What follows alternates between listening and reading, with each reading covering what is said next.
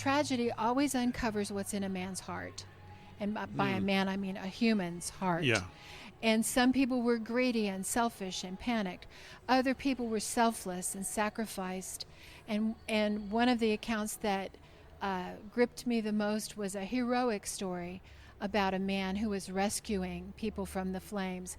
And in the end, it cost him his life. Wow. And that made me think, of course, of Christ.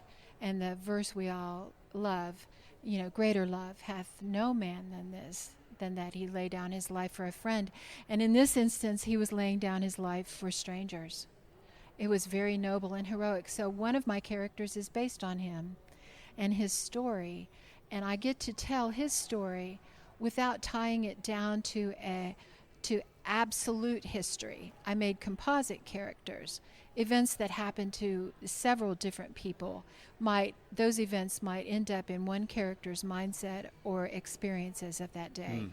I like what you're saying about how disaster can really reveal the character of an individual.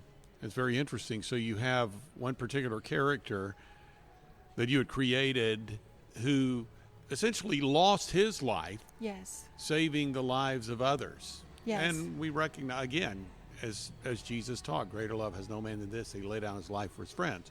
So when we think about this whole notion of disaster coming into our lives, you've got the age-old question, why do good things happen, or why do bad things happen to good people?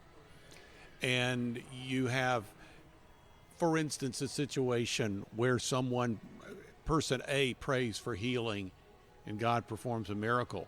Person B prays for healing and does not see a miracle. There's a higher purpose. God's ways are higher than our own. That doesn't cause me to doubt God, but it does cause some to doubt God. It produces anger in the hearts of those that feel like that they somehow have not been treated fairly by God. So to what extent do you deal with that sort of thing in this book? Well, Bob, I waded right in because Okay. I have been through my own crises and found my own answers that comfort me. And one of the joys of being a writer of fiction is I get to express that on the page in a way that a person is not threatened. It's not like I'm counseling them.